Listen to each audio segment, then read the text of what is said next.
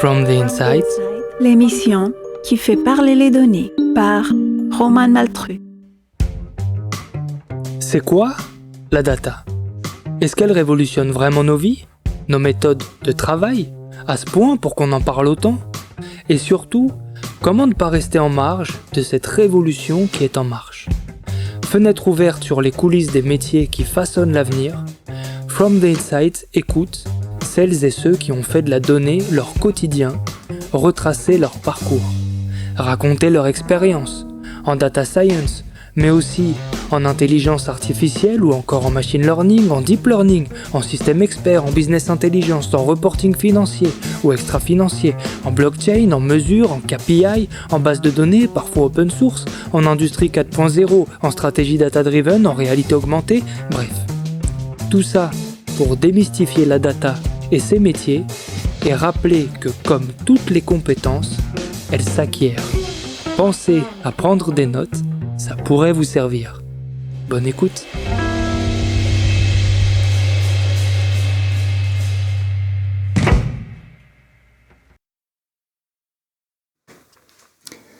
Bonjour à toutes et à tous, je suis avec Benoît Lepetit, tu es l'actuel Head of Data de chez Saint-Gobain. Merci de venir, comment vas-tu ? Très bien, merci. Merci de m'accueillir. Est-ce que tu pourrais te présenter rapidement ? Alors, je suis Benoît Lepetit, comme tu l'as dit. Ça va faire 2 ans et demi que je suis à la tête de l'entité data, du pôle distribution. Chez Saint-Gobain, il y a 3 pôles. La distribution, les matériaux innovants et les matériaux pour la construction. C'est un des pôles où on distribue des matériaux et dont les enseignes les plus connues sont Point P, CDO, la plateforme du bâtiment, PUM. Il y a 2000 points de vente, un point de vente tous les 9 km en France. Un point de vente tous les 9000 km, ok. Intéressant. Ce qui va m'intéresser ici, c'est comment est-ce que tu en es arrivé là ? C'est quoi ton parcours ? Où est-ce que tu as grandi ? Qu'est-ce que tu as fait comme études, etc. Donc du coup, toi, tu viens d'où ? Alors moi, je suis né à Bordeaux. Bordeaux Codéran, pour être précis. J'ai passé toute ma jeunesse là-bas. Mes parents sont de la région. J'ai grandi avec un frère, un peu plus grand, très littéraire, donc tout mon opposé. Et assez vite, je me suis tourné vers des études plutôt scientifiques. Et pour faire ça, très souvent, on monte à la capitale, comme on dit à Bordeaux. Et effectivement, je suis monté à Paris. J'ai fait 2 choses. J'ai fait un magistère de physique fondamentale. Donc un truc un peu robuste. Mais j'avais pas envie de faire de la recherche. C'était pas pour moi. Mais je trouvais ça très sympa comme matière. C'était des maths appliquées. Et là, je me suis dit, pourquoi pas faire une école d'ingénieur ? D'accord. Et donc, c'est à ce moment-là, en 4e année, où on avait la possibilité d'intégrer Centrale. Donc, Centrale Paris, où il y a les concours d'entrée pour entrer à Centrale. Et j'y suis rentré. J'étais content. Ça me donnait une destinée, à savoir que ça repoussait le choix de se dire qu'est-ce que je vais faire plus tard. Parce que à cette époque-là, je n'en avais juste aucune idée. Ouais, bien sûr, parce que ça, c'était juste après ton master, du coup. Exactement. Et en fait, ma première expérience va arriver durant ma 2e année à Centrale, où, en fait, ça va être une rencontre, un hasard. Mon père me propose d'aller dans une salle de marché à Bordeaux, dans la Cité du Vin, où il y a des salles de marché, du CIC en particulier. Et pour moi, c'est une révélation.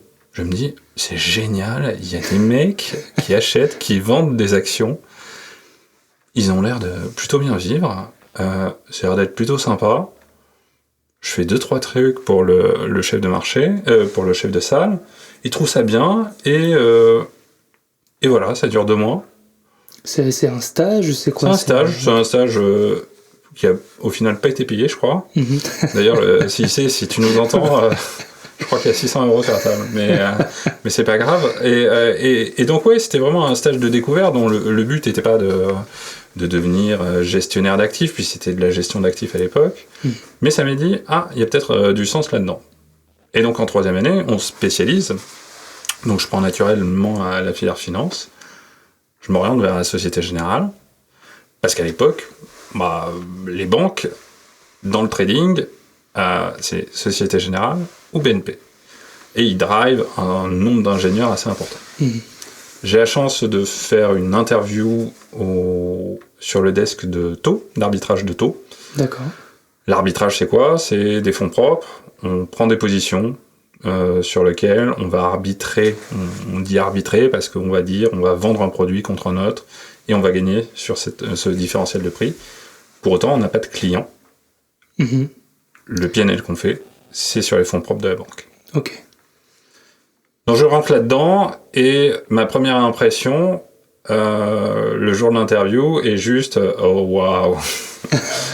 Non, c'est oh waouh parce que faut se dire à l'époque, je suis plus si jeune que ça, mais c'était des écrans cathodiques. D'accord. Et quand tu rentres dans une allée de trading avec 8 écrans cathodiques de chaque côté de poste de trading et que t'en as 8 comme ça, ouais, c'est une cathédrale. Ouais, t'arrives dans la matrice. Exactement, t'arrives dans la matrice, ça crie de partout, tu sens l'adrénaline et tu te dis ah waouh, ouais, c'est autre chose quoi, je veux faire ça.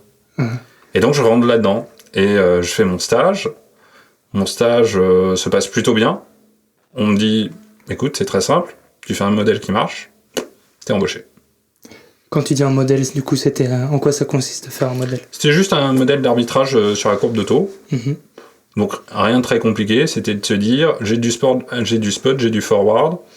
Bon, ben je regarde s'il y a des différentiels de pricing sur la courbe euro ou sur la courbe US. Donc je fais ça, petit premier modèle, et ça fonctionne. C'est cool, je suis embauché. Donc ça, c'est ton premier boulot. Et ça, c'est mon premier boulot, qui va durer. Mais t'avais fini ton école à ce moment-là ou pas ? Exactement, j'ai fini en novembre, je suis rentré en mai en stage et j'ai été embauché en décembre. Ok, c'était stage de fin d'études quoi. Stage de fin d'études, embauche derrière, tout se passe bien, c'est génial. Le premier chèque, je crois que je suis le plus heureux du monde en me disant autant d'argent, alors que c'était rien en soi, hein, mais c'est le principe de cette première paye où on se dit waouh, c'est 37 500 € par an, c'est juste démentiel. Ouais. Je suis le roi du monde. Voilà. Et après, s'ensuit plein d'années où tu apprends ce métier-là, tu rencontres des gens, tu vis des situations compliquées, difficiles, bizarres, très viriles. Ah ouais, c'est un milieu très masculin. Alors, pas forcément masculin, mais viril. Okay. À savoir que effectivement, on est sur des échanges extrêmement avancés où il y a une vraie tension, mais les gens sont en tension. Et donc voilà. Et moi, je grandis autour de ça, à la fois en créant une activité d'arbitrage systématique, plutôt basse fréquence, qui va s'intéresser à des taux, à un peu de matières premières et un peu de forex. Vers 2009, il y a une réorganisation qui est faite à la Société Générale et le responsable du trading haute fréquence de la Société Générale me propose de rejoindre ses équipes. Ce qui était plutôt bien comme move. Et il me dit, en fait, j'aime bien ce que tu fais, ça marche, rejoins-moi. Et en fait, on va faire grossir ton activité. Donc ça se passe bien la première année, et puis finalement, la tentation de l'extérieur arrive, et en 2010, avec ma femme, que je connais depuis 2004, on décide d'une autre aventure, partir à Londres, et tenter un hedge fund. Ok. Why not? Why not? Exactement. C'était à peu près mon niveau d'anglais à l'époque. Why not? Non, c'était une catastrophe. Donc là, plongeons comme un Français qui ne sait pas parler anglais dans un environnement uniquement anglais, par des anglophones, où je pense que j'ai passé des journées, mais épuisées, à essayer de comprendre ce qui se disait en même temps que essayer de faire mon taf. C'est génial. Tu progresses à une vitesse de dingue. T'as pas le choix en fait. T'as pas le choix, c'est génial. Waouh. Ça te crève. C'est épuisant. Donc la vie à Londres, top. On se fait des amis, beaucoup d'internationaux, très peu de londoniens. Ouais. C'est classique. souvent comme ça, quand tu vis à l'étranger, tu te fais beaucoup de potes qui sont aussi étrangers, expats comme toi. Exactement. Mais des gens d'ici, quoi, tu t'en fais peu. Très peu, ouais. Et en fait, la vie à Londres, géniale. On a 3 maisons en l'espace de 3 ans. Donc on déménage beaucoup. Ok. Pour différentes raisons. Alors le premier, c'était pas assez bien. Le deuxième, les propriétaires ont divorcé. Ils vendent la maison. La troisième, on quitte Londres. On rejoint Paris. Donc 3 ans à Londres, c'est 3 ça? ans à Londres, ouais. 2013, à force de faire les allers-retours, Londres-Paris, où ma femme avait trouvé un job et on venait d'avoir notre premier enfant, il y a un principe de rationalisation. C'est qu'on se dit, c'est cool, on a trouvé un job à Paris, moi sachant que je faisais du Zug, du Zurich, enfin Zug c'est à côté, du Zurich, Londres, Paris, c'est sympa, tu viens d'avoir un enfant, t'as envie de le voir, tu te dis, peut-être qu'à Paris, il se passe des trucs. Et donc là, il se trouve qu'au même moment, il y a une RH d'une boîte de Paris qui cherchait mon profil. Coup de bol. Merci LinkedIn. Ouais, grâce à LinkedIn, le truc, tu le cherches pas, t'as le truc. Et là, c'est cool. C'est exactement ce que je cherchais. En plus. Ouais. Okay. Et donc tu tentes l'aventure. Ça a duré 4 ans. C'était top. C'était quoi? C'était où? C'était une petite boîte qui s'appelait Mosaic Finance. Ok. Et qui faisait beaucoup d'options et qui cherchait à se diversifier sur du trading quantitatif. Ça a duré 4 ans. Et puis après, je commençais à me poser quand même pas mal de questions sur... ça commence à faire un moment que je fais ça. Mais où est-ce que je vais? En fait, quel est le sens de tout ça? Au final, j'ai fait un peu le tour, développer des algos, gagner de l'argent. Et à un moment, tu te poses vraiment la question de te dire, en fait, c'est quoi le... En fait, est-ce que tu te vois dans 10 ans faire ça? Le problème, c'est qu'à ce moment-là, tu te dis, la réponse est non. En fait, je me vois pas. En fait, je sais pas quoi faire. Ouais. Donc, un peu compliqué à ce moment-là. Donc, tu prends la voie facile, tu te dis, il y a un hedge fund américain, Point72, qui s'est implanté à Paris, le fonds de Steve Cohen. Il cherche quelqu'un. Je suis là. Il me propose un contrat intéressant. Je les rejoins. Et en fait, je suis toujours dans le même état. Ouais, ce que j'allais dire, ça change pas vraiment les choses. Quoi. Non, c'est repoussé. Ouais. Tu repousses. Tu te dis, non, mais si ça se trouve... l'opportunité est trop belle. En fait, il faut la tenter. Et peut-être que ça sera différent. En fait, c'est pas différent. C'est juste pareil. Et à un moment, tu te dis, non, je cherche quelque chose qui a du sens. Et en fait, tout ce que j'ai appris, modéliser, conceptualiser le monde au travers de modèles mathématiques, utiliser la donnée comme cœur stratégique de pensée pour résoudre, vraiment en tant qu'ingénieur, des problèmes business, je pourrais l'appliquer à n'importe quoi. Et là, c'est une rencontre. Mais pardon, je t'interromps, cette logique des problèmes business, quand est-ce que tu l'as capté? Parce que quand t'es dans les finances, t'es quand même assez éloigné, finalement. On est extrêmement proche, parce que, au final, pour créer une activité d'arbitrage, ça se crée pas comme ça, from scratch. Je veux dire, quand tu viens créer un modèle prédictif sur la roupie indienne, oui, tu as des tenants et des aboutissants sur l'économie indienne, sur qu'est-ce qui est utilisable, pas utilisable, qu'est-ce qui a du sens, attention, des chiffres économiques, quel est l'impact du dollar par rapport à ça. Est-ce que c'est une économie à matière première? Oui, effectivement, il y a beaucoup de soft commodities en Inde. Tu as même une saison où tu as des drops sur l'or parce que c'est la saison des mariages. Des choses comme ça qui viennent au final rendre plus robuste ton modèle, et sur laquelle, au final, c'est une compréhension très fine des enjeux globaux et à la fois de l'utilisation de la data pour les représenter. Donc, tu as toujours cette conceptualisation du monde d'une façon plus ou moins fine en utilisation de données et essayer de reconstituer, au final, ce puzzle que tu n'arrives jamais réellement à reconstituer entièrement, mais qui essaye d'être le moins faux possible, parce que quand il est faux, tu passes pas une bonne journée. Ok. Donc ça, c'était quelque chose qui m'a animé pendant un certain nombre d'années, et au final, le principe de ce qui est apparu comme une nouvelle matière, la data science, Au final, c'est juste des ingénieurs qui font des mathématiques appliquées et qui essayent de résoudre des problèmes plus ou moins complexes business en utilisant des outils de développement plus ou moins avancés. C'est marrant, c'est ce que je faisais. Ça ressemble beaucoup. Ça ressemble beaucoup à ce que je faisais. Et donc là, une rencontre entre le directeur digital de l'enseigne de distribution, la distribution chez Saint-Gobain, et moi. Benoît Mélonio, il s'appelait, mais il s'appelle toujours d'ailleurs. Et rencontre comment Via un chasseur. En fait, j'ai juste répondu à une annonce, mais coup de bol réciproque, dans le sens, la chance que je réponde à cette annonce était à peu près égale à une chance sur 1000, parce que je connaissais pas le chasseur, parce que j'étais en réflexion, je cherchais, je me posais des questions, mais j'étais pas forcément... Et à un moment, c'était... ouais, j'appuie. Je sais pas vraiment vers qui vers qui je vais, parce que je ne connaissais pas le nom. Et après, j'ai découvert Saint-Gobain, et là, ça m'a fait quelque chose. Et personne ne comprenait pourquoi. Mais qu'est-ce que tu vas faire dans le milieu du bâtiment, toi qui viens de la finance de marché, qui est passé par Londres, Paris, Zurich, t'es sûr ? Bâtiment ? Qu'est-ce que de chantier, c'est ton truc.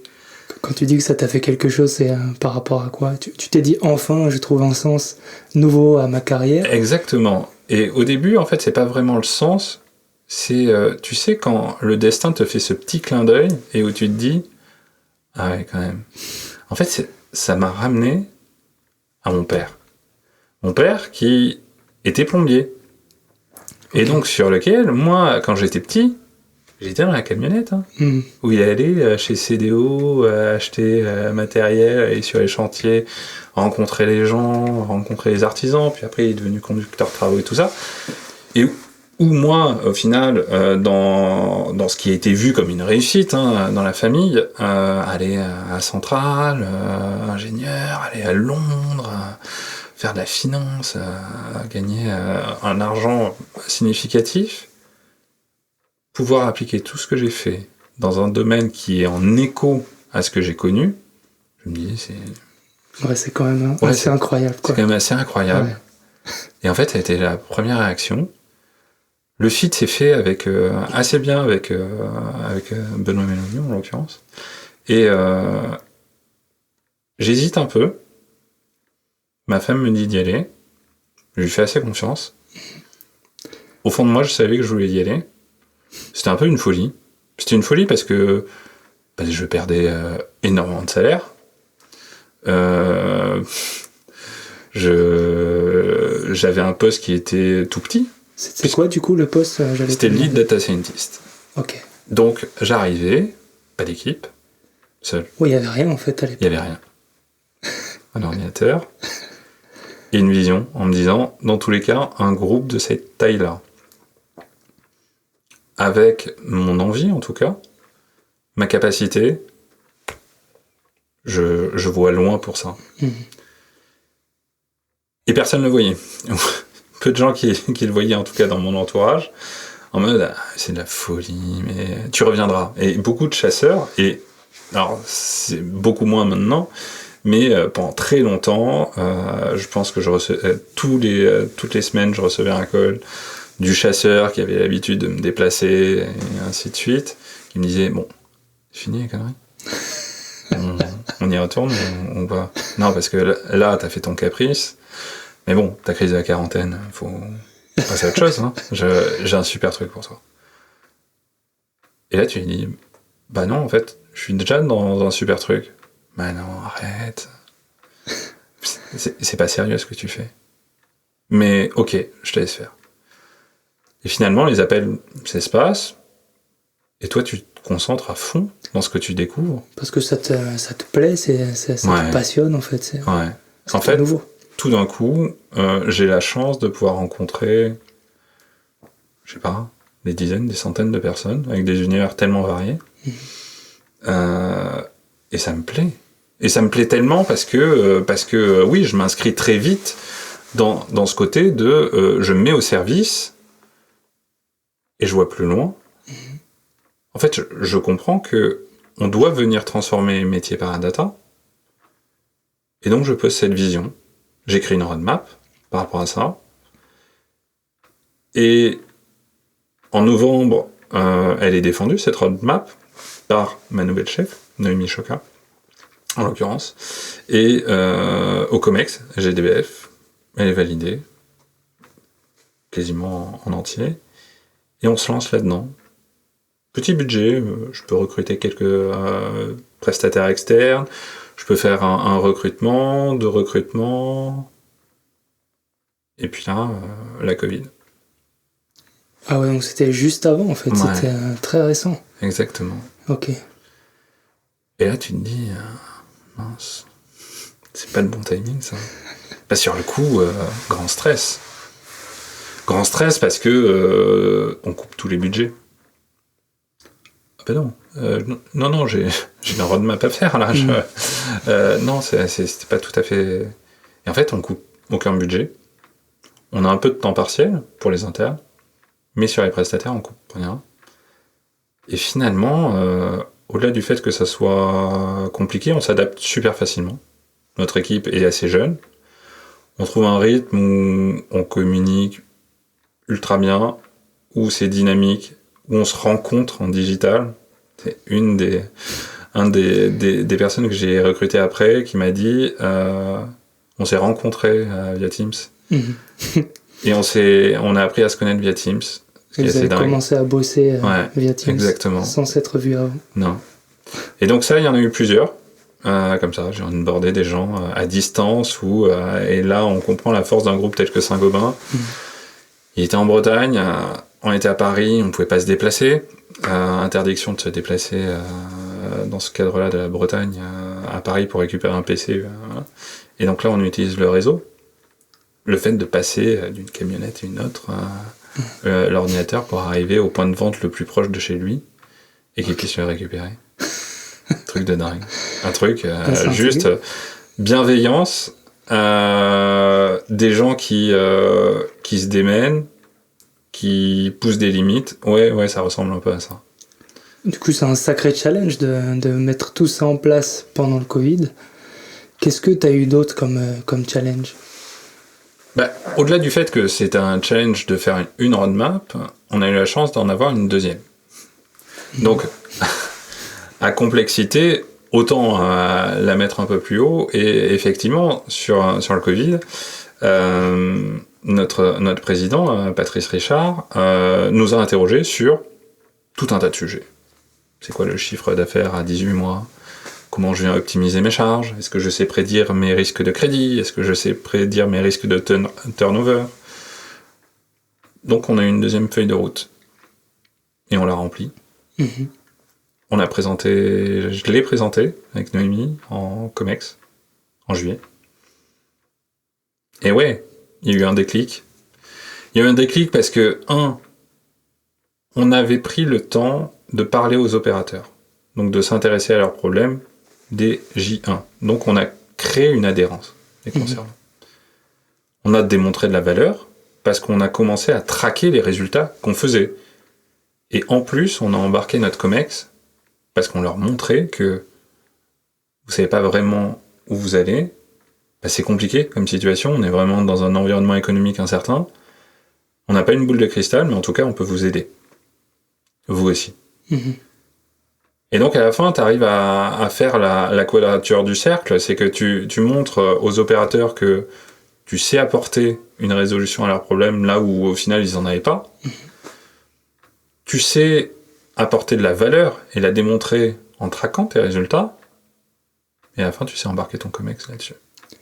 Et pour tout ça, du coup, vous aviez déjà les données sur lesquelles vous appuyez ou il a fallu revoir les process ? Non, il y avait en partie, il y avait des bribes. Tout un tas de bribes sur une organisation. Il y avait un cluster qui était peu rempli, voire peu utilisé.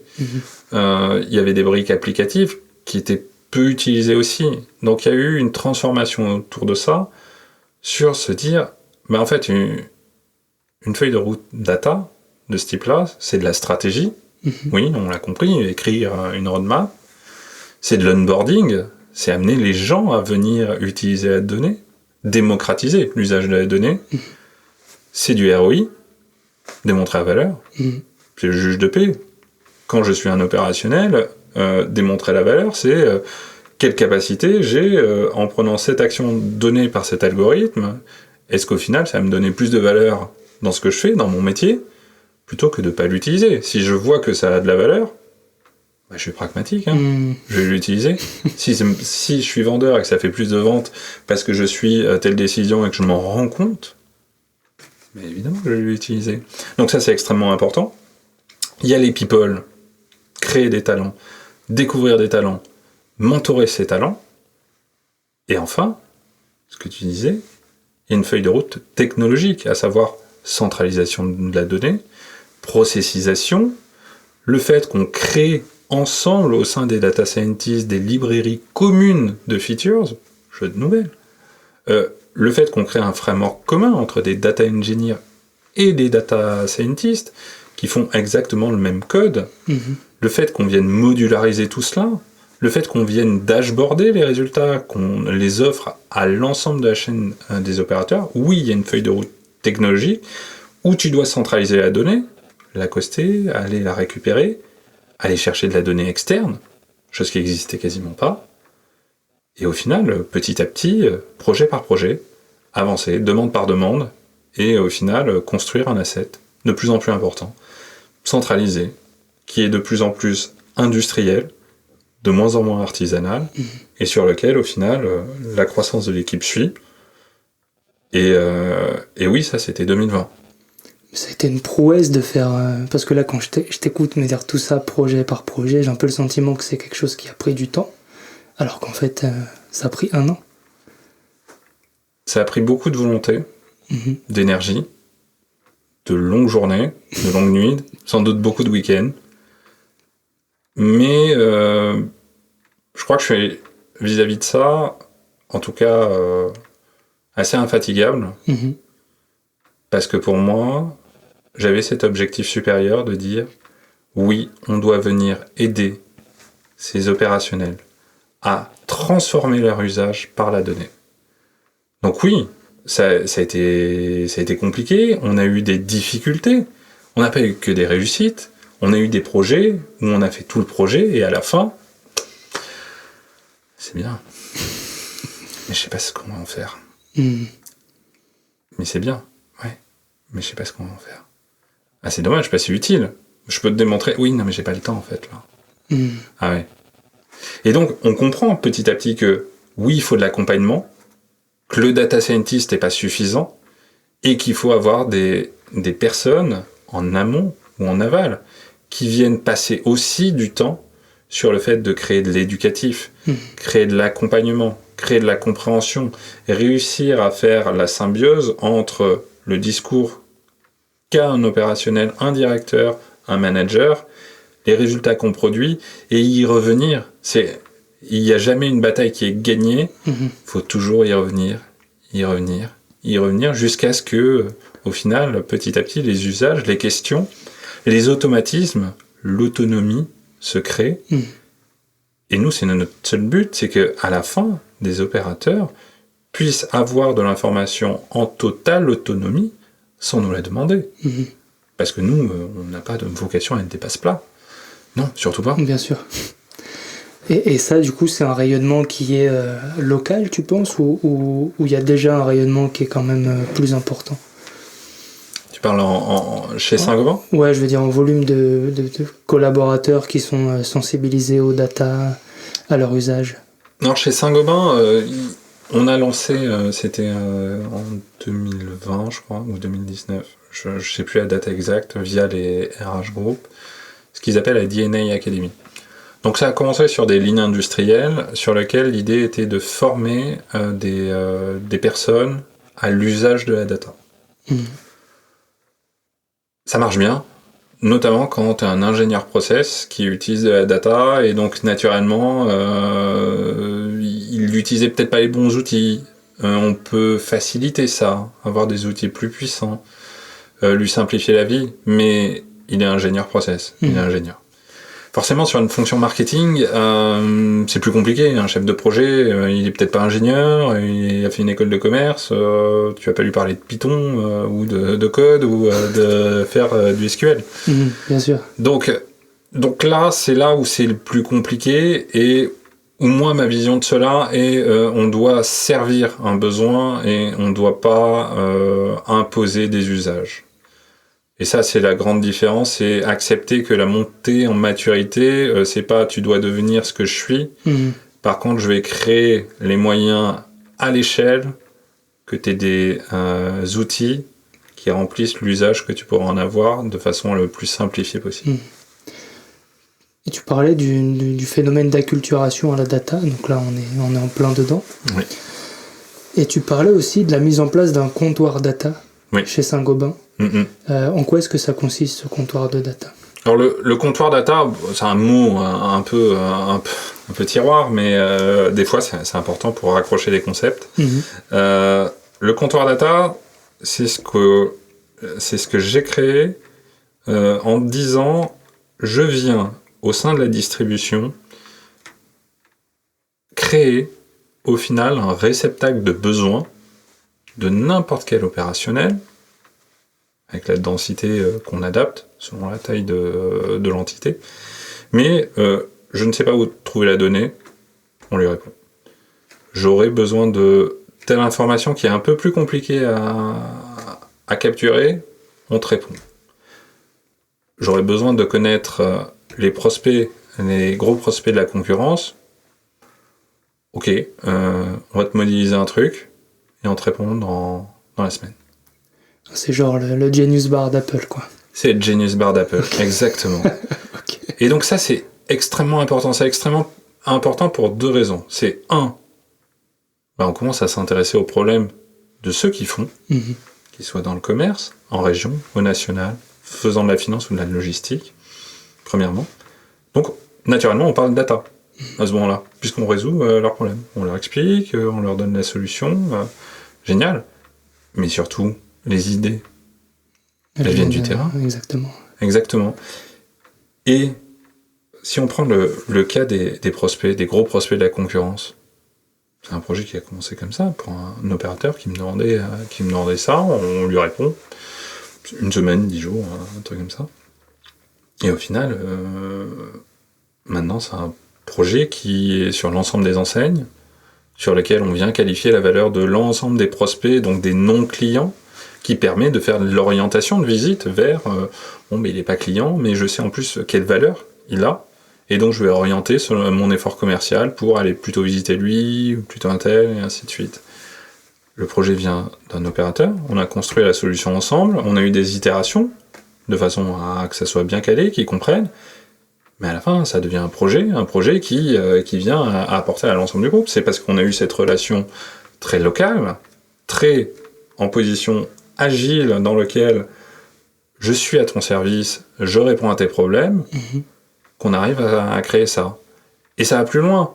Ça va plus loin parce que derrière, on crée des modèles sur modèles, on réutilise cette information comme une information statutaire de l'entreprise, on vient la reconsommer pour créer d'autres modèles plus complexes, et ainsi de suite, pour arriver à des modèles comme on peut développer aujourd'hui sur le potentiel client. Donc c'est de se dire, le potentiel client, c'est quoi ? C'est de te dire, un client arrive dans un point de vente, il fait 15 000 euros, par exemple, par an, d'achat de matériaux. Il en vaut 15 000, il en vaut 50 000 ou il en vaut 100 000 ? Et ça, c'est pas simple. Parce qu'en fait, t'as aucun label te disant il vaut 15 000, 20 000, 100 000. Et en fait, petit à petit, au fil des algorithmes qu'on a construits, de l'information qu'on a construite, on arrive petit à petit à refermer ce cercle en approximant énormément de choses. La solution, c'est une dizaine d'algorithmes qui, séquentiellement, viennent se nourrir, créer, constituer les labels, qui viennent les apprendre, les généraliser, jusqu'à la fin de dire, ce client, en fait, c'est pas 15 000 euros, c'est peut-être 40 000 euros. Mais pour arriver à ce résultat, ça s'appuie sur une quantité colossale de données. Je dirais, Oui, il y a un peu de données. Après, est-ce que c'est colossal? J'ai connu des environnements de données qui étaient juste colossaux. Ok. On n'y est pas. Après, c'est une très très grande diversité de données, effectivement. Ouais, voilà. C'est à ça que je voulais venir, c'est que finalement il y a des données qui sont pas structurées. Oui. Comment est-ce que tu procèdes dans ce cas de figure? C'est le cas notamment dans ce projet. Il y a une partie, c'est sur la captation des bilans. Ok. À savoir, tu as un bilan qui est donné par un client à un credit manager. Il lui envoie par son téléphone une photo, ou il envoie le PDF, ou le scan du PDF, ou la coupure du scan du PDF, ou il s'est trompé, en fait, il a scanné son avis d'impôt. Et donc ça, c'est sauvegardé par les credit managers, mais pour autant, c'est pas structuré. Mais pour autant, ça nous intéresse, nous, évidemment. Connaître la structure financière d'une entreprise, dans son déclaratif.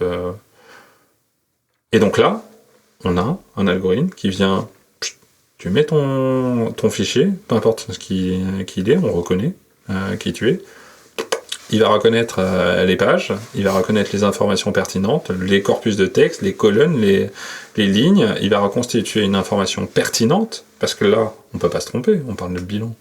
Donc c'est pas genre je confonds l'actif et le passif. Hein. Non, bien sûr. Donc tu dois mettre en place, en fait tu peux rater de l'information et demander à quelqu'un de contrôler, à savoir je l'ai pas scanné, parce que je ne savais pas faire, ou mon taux de contrôle me dit attention c'est trop risqué, en fait je suis pas certain. Donc ça c'est la nécessité. Par contre si tu le fais, tu dois garantir que ce que tu as capturé est bon. Et donc ça on l'a fait, et ça nous a permis de venir enrichir notre connaissance de c'est pas juste des bilans déclarés, c'est aussi des bilans privés, des bilans que nous donnent nos clients, de façon à mieux qualifier à la fois le risque de crédit, mais aussi qualifier au final la taille de ses clients, parce que ça nous aide à venir qualifier ça. Et donc oui, on utilise de l'information non structurée, on utilise aussi de l'information non structurée au travers des images, des textes. Imaginons un cas classique, j'ai une image à un libellé, imaginons que c'est un lavabo blanc en photo et que mon libellé dit lavabo rouge, il y a un problème. On a des algos là-dessus, sur lesquels on travaille, de façon à dire, attention, ton libellé là, il n'est pas en adéquation avec ta photo. Ou dans ta déclinaison de photos, attention, t'as un risque. Ce qui est très utile en termes de cleaning, d'utilisation de médias, notamment au travers de nos sites web.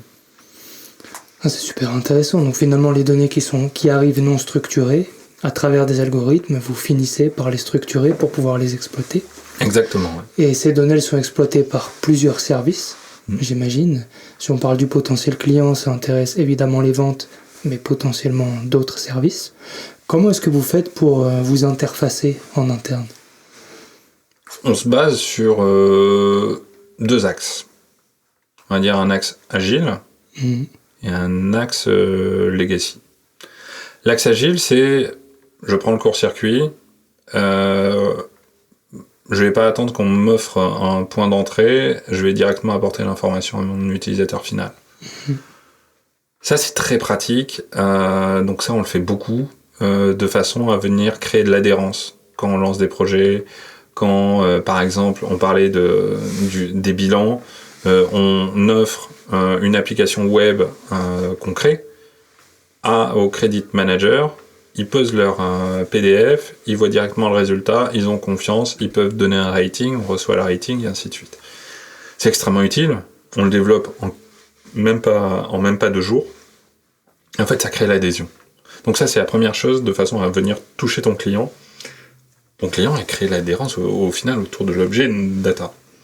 L'autre partie, c'est s'inscrire dans ce qu'on appelle legacy, c'est-à-dire apporter l'information au cœur des systèmes. Donc dans les CRM de nos vendeurs, dans les applicatifs, dans les logiciels d'approvisionnement, partout où data peut être injectée, transformée, utilisée, on doit être présent. Si dans une fiche client, on peut imaginer que il est raisonnable d'avoir comme information le fait qu'un client, attention, il vient d'arriver, il est en face de moi, il est peut-être en risque de départ, peut-être qu'il a il y a quelque chose sur lequel il n'est pas satisfait.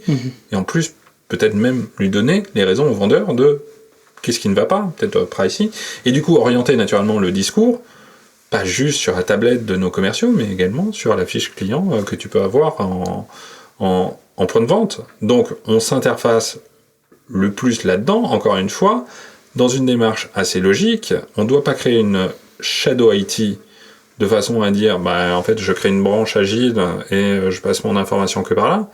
Ça marche pas.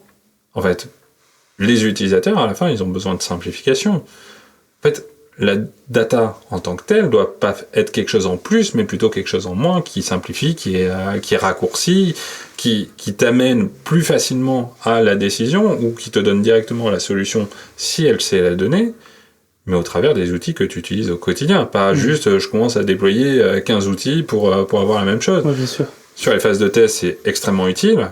Très vite, on capte du résultat, on affine, on échange. Très vite, il faut aller vers les systèmes sur lesquels, effectivement, ils sont utilisateurs, les transformer, apporter de l'information, l'enrichir, grâce à des algorithmes qui sont un peu intelligents. Oui, je te pose la question parce qu'en fait, souvent, dans les grandes entreprises, comme ça, on constate que les données, elles sont par silo. Donc, il y a des données qui dépendent du service comptable et d'autres du service commercial. Il n'y a pas vraiment de connexion entre les deux. Donc là, si je comprends bien, la manière dont vous interfacez tout ça, c'est que tout passe par le comptoir de la data, on va dire. Et du coup, vous pouvez interfacer comme ça tous les systèmes, c'est bien ça? Nous, notre démarche, en tout cas dans la distribution, chez Saint-Gobain, ça a été de désiloter la data.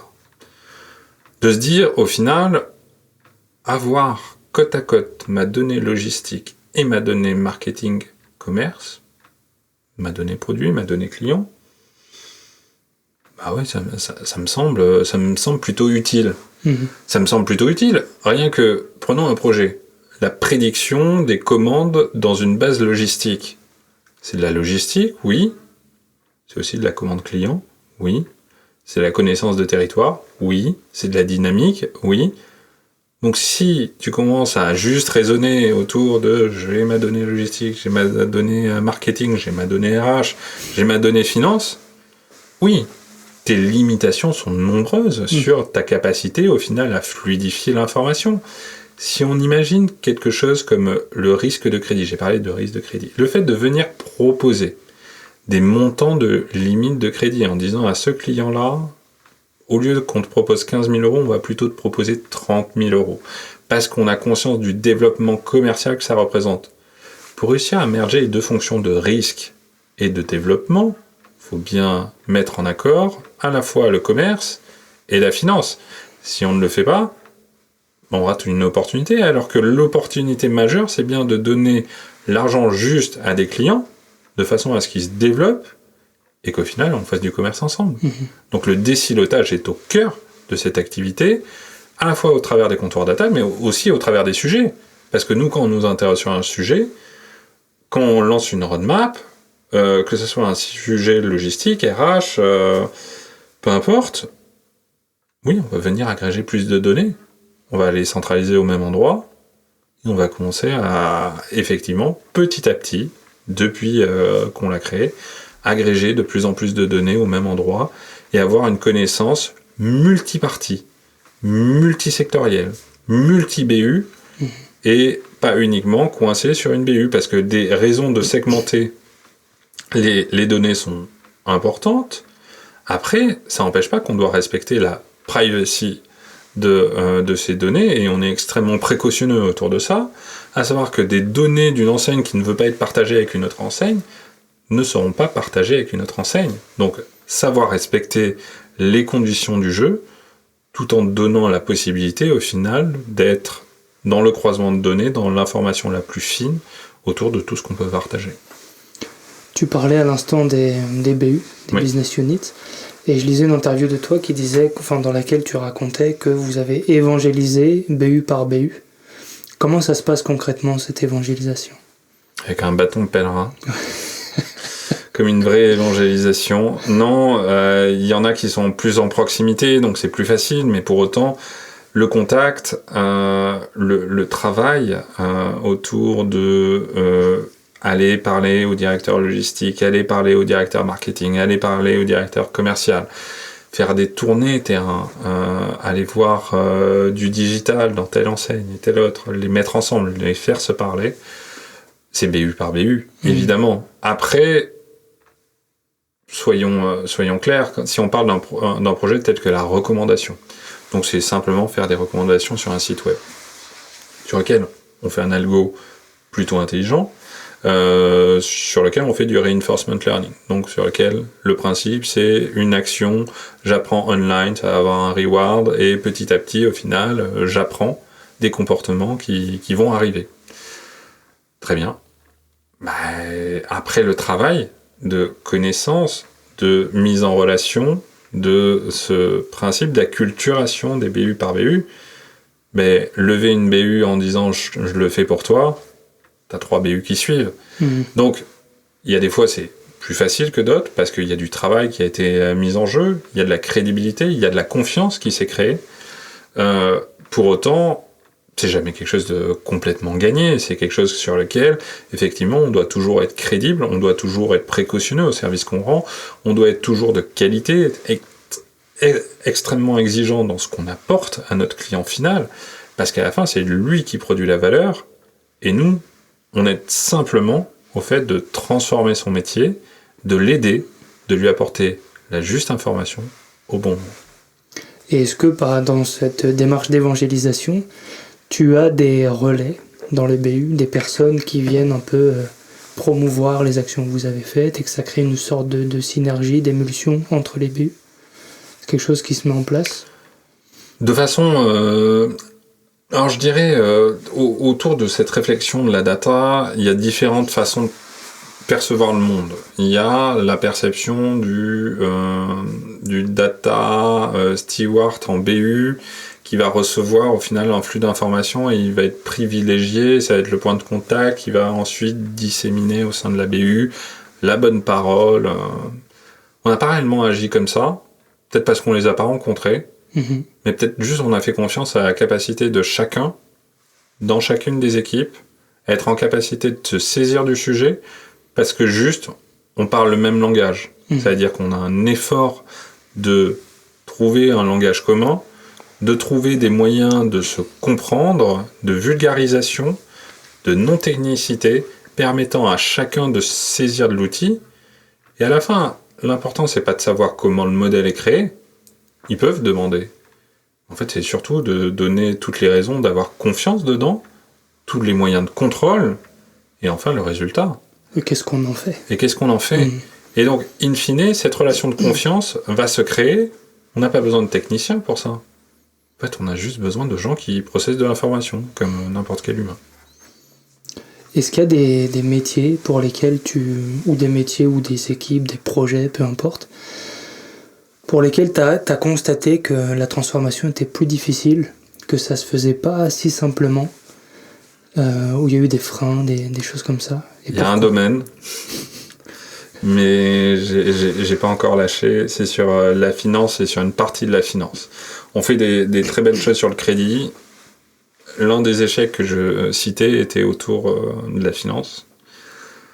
Je pense qu'on va faire des belles choses. C'est juste que, forcément, on a des agendas à chacun. Et des fois, les équipes sont un peu restructurées, sont dans une dynamique compliquée. Ça nous est arrivé sur la logistique aussi. Il faut aussi accepter ça. Il faut aussi accepter que c'est bien la valeur que tu cherches à apporter. Mais nous, en fait, on n'est pas prêt. On n'est pas prêt à recevoir quelque chose en plus. On essaie déjà de faire ce qu'on fait bien avec les personnes, les process, les conditions, la charge. Et donc, je suis pas en capacité d'entendre ce que tu me dis. Même si c'est génial, même si tu me démontres de la valeur, même si, ça ne fonctionne pas. Donc, faut être patient vis-à-vis de ça et attendre, revenir. Et ça finit par marcher parce que on est opiniâtre dans cette démarche. On a quand même la volonté de porter la valeur et surtout, avant tout, de les aider. Oui, donc patience. Mais c'est marrant que ce soit la finance qui pose problème, entre guillemets, parce que alors que habitués, quoi. Il y a beaucoup de chiffres. Ouais, exactement, mais encore une fois, c'est très contextuel et c'est pas volontaire. Encore une fois, c'est un agenda, peut-être d'équipe chargée, compliqué, avec sans doute des turnovers et ainsi de suite, qui créent des conditions où c'est peut-être plus difficile. Encore une fois, on a des super interactions avec eux, que ça soit avec la directrice du contrôle de gestion, que ça soit avec la directrice du crédit, de la personne en charge de la finance en général dans la distribution. Oui, elles sont géniales, porteuses, créatrices de valeur. Il faut juste passer un pas et voilà, et être en symbiose autour de ça. Et je suis certain que 2022 sera une très belle année pour la finance. Je pense aussi. Maintenant, on va se diriger tranquillement vers la fin de l'interview. Est-ce qu'il y a un livre qui t'a marqué ? Un ou plusieurs, sens-toi libre. Alors, je réfléchis en même temps. Alors, si j'irais sur un livre récent, le livre sur Elon Musk et sur sa biographie, qui est juste, au final, c'est pas le livre en soi, l'objet qui est génial, c'est juste sa vie. Ouais, il a une vie incroyable. Il a une vie... enfin, qui fait ça ? Qui peut avoir en parallèle deux boîtes telles que Tesla et SpaceX, être en capacité de gérer les deux, les développer au point où il les a développés ?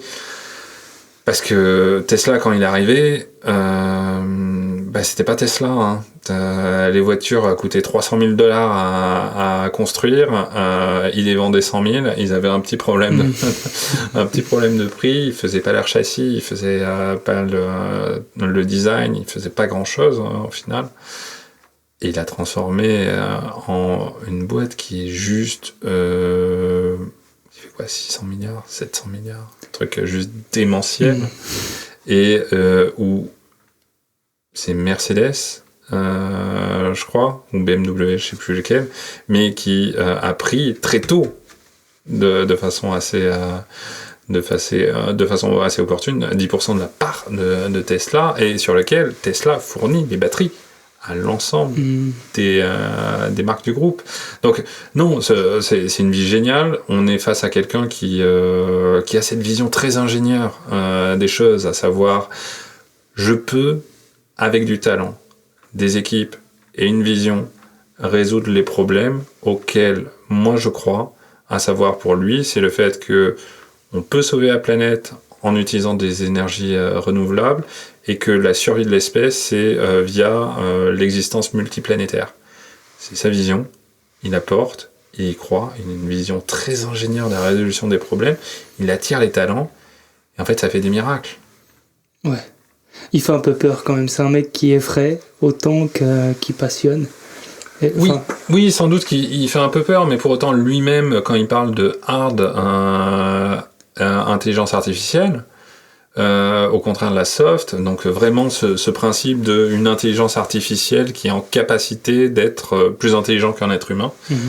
Lui-même dit non, il faudra s'arrêter avant, c'est le risque pour l'humanité. Donc je crois qu'il est assez effectivement peut-être il est perçu un peu fou dans sa démarche parce qu'il est extrêmement imprégné de ça, et c'est peut-être aussi pour ça que ça en est là. Tout en ayant le côté, attention, le côté ingénieur, résolution des problèmes, la donnée et ainsi de suite, peut être un risque pour l'humanité. Et à propos de l'IA, justement, je sais pas si c'est un peu ton domaine ou pas du tout. Qu'est-ce que tu penses, toi ? Est-ce que tu penses que l'IA pourra un jour dépasser les fonctions des humains sur tout un ensemble de choses ? Sans doute. Ouais. Sans doute, parce que si on regarde à l'heure actuelle, on est loin de ça. Mais en même temps, on a tellement progressé. Notre capacité à échanger de l'information va tellement progresser. On parle de 5G, de diffusion, de capacité à autonomiser les voitures. Dans 10 ans, quelle voiture ne sera pas autonome ? Quelle voiture sera à l'essence dans 10 ans et pas autonome ? Des choses comme ça qui étaient complètement invraisemblables Mais encore une fois, on n'est toujours pas sur de l'IA, sur cette notion de le test de Turing, le principe d'une machine qui est en capacité de tromper un être humain.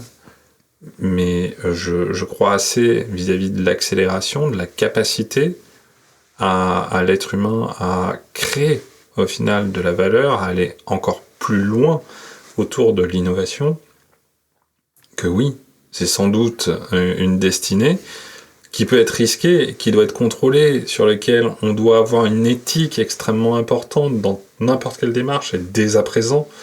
C'est pour ça qu'on parle de plus en plus d'éthique liée à l'utilisation du machine learning ou de l'intelligence artificielle sur des données plus ou moins sensibles. Avec les réglementations européennes, c'est extrêmement important, dès à présent, de rentrer dans un cadre sur lequel on comprend que l'interaction homme-machine doit être contrôlée, maîtrisée, et sur lequel il y a des règles du jeu, et il y a sans doute des choses sur lesquelles il ne faudra pas aller. Quel conseil est-ce que tu donnerais à un manager, un directeur qui souhaiterait utiliser les données dans son entreprise, dans son service, dans son département, dans sa BU? Par où est-ce qu'il devrait commencer?